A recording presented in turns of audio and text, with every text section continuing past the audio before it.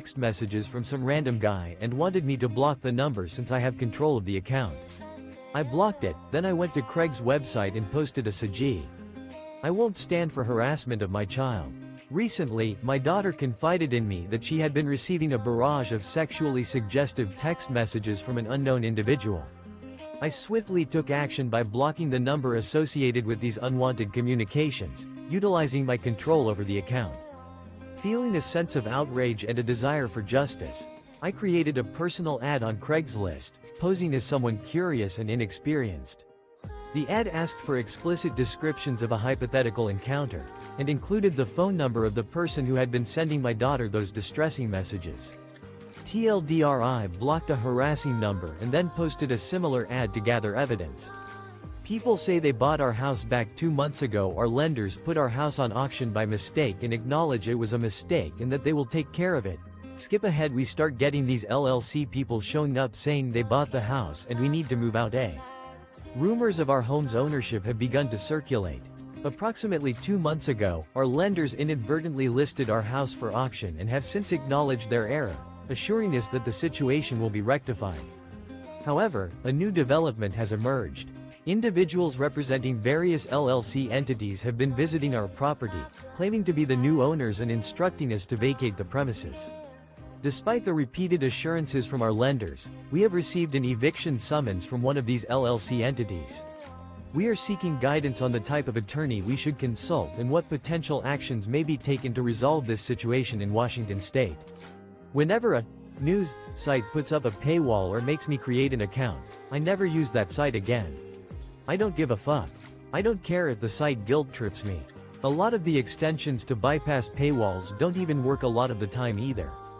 If the article was interesting, every time a news website implements a paywall or requires me to register for an account, I decide not to use it anymore. I'm unapologetic about my stance. Regardless of the site's attempts to guilt trip me, I see no reason to accommodate their demands. Many extensions designed to bypass paywalls are unreliable and often fail. If an article catches my attention, I simply search for the keywords on Google and find it elsewhere. Is it really necessary to waste time creating multiple accounts or entering payment information just to access news content? I think not. There are plenty of free alternatives available. Original post. He cashed all 5 checks yesterday, including January's rent as well. As you skip. After discovering a disturbing trend in my landlord's behavior, I decided to investigate further. For the past 3 months, he had refused to deposit my rent checks, leaving me in a precarious financial situation. Recently, he finally cashed all 5 outstanding checks, including January's rent. This sudden change has raised more questions than answers. It seems my suspicions were correct. Many users in our community, including you, Skip Jim, suggested that the delay in depositing my checks was likely due to a personal issue, such as a divorce or tax-related problem. Given that he waited until 2017 to cash the checks, I believe one of these explanations is plausible. I'm relieved that this ordeal has come to an end and I appreciate the help and guidance provided by this community. I have a serious femboy porn issue. Okay, I know this sounds like a meme, but I swear it's not. For the past week or so I've been basically addicted to femboy porn. Like I've used it to get off a solid 3 to 4 times this week. I consider myself 100% straight. I have a loving girlfriend. I'm struggling with a persistent and concerning habit. At first glance, it may seem like an absurd confession, but I assure you it's not a joke. Over the past week, I found myself helplessly drawn to femboy pornography, repeatedly resorting to it as a means to achieve satisfaction, approximately 3 to 4 times this week. Despite being confident in my heterosexuality, I have a loving partner with whom I share a deep emotional connection. The thought of her discovering my recent behavior is unbearable, as I know it would devastate her. My actions weigh heavily on my conscience, and I genuinely wish to break free from this cycle. I slept on the couch with my friend's girlfriend. My friend is in Europe, and last week my friends came over for a small party. We played drinking games, and as people gradually left, it ended up being only me and my friend's girlfriend. She said she didn't want to walk home. I spent the night on the couch alongside my friend's partner last week. My friends gathered for a casual gathering at my place. We enjoyed a night of drinking games, but as the evening drew to a close, our group began to disperse. Eventually, it was just my friend's girlfriend and me remaining, and she expressed her reluctance to walk home due to fatigue. I offered her the option of sleeping in my guest room, but we ended up watching a movie together instead. As the night wore on, we both succumbed to sleep, only to wake up with her positioned on top of me. Although our interaction has returned to normal since then, a lingering sense of guilt persists within me. I'm a server and my boss told me I owe him $100 for taxes? I'm in Tennessee and I've been serving at this restaurant for about 3 months. Each day I tip out and I have money taken out of my check for taxes each pay week. I make $2.13 an hour plus tips. My boss approached me and Tennessee server faces uncertainty over tax obligations recently.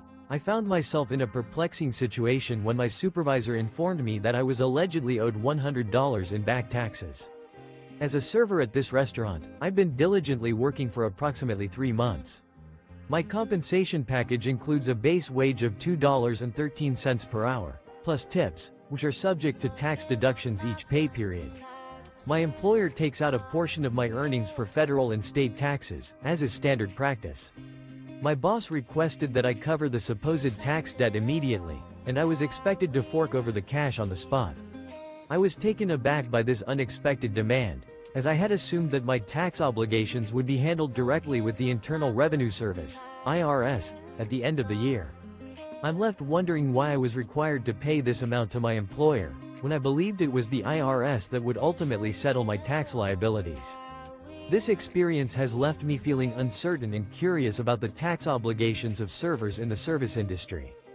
Edit: after re-evaluating the situation, it appears that my employer's request may be in accordance with Tennessee state laws.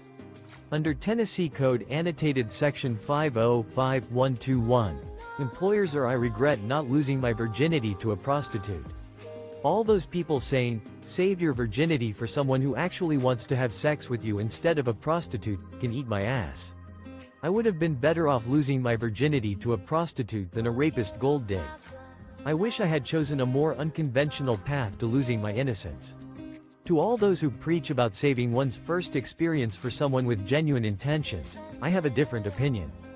At least a professional encounter would have been a singular, fleeting experience. In contrast, I was subjected to a tortuous 2 weeks with someone who had ulterior motives.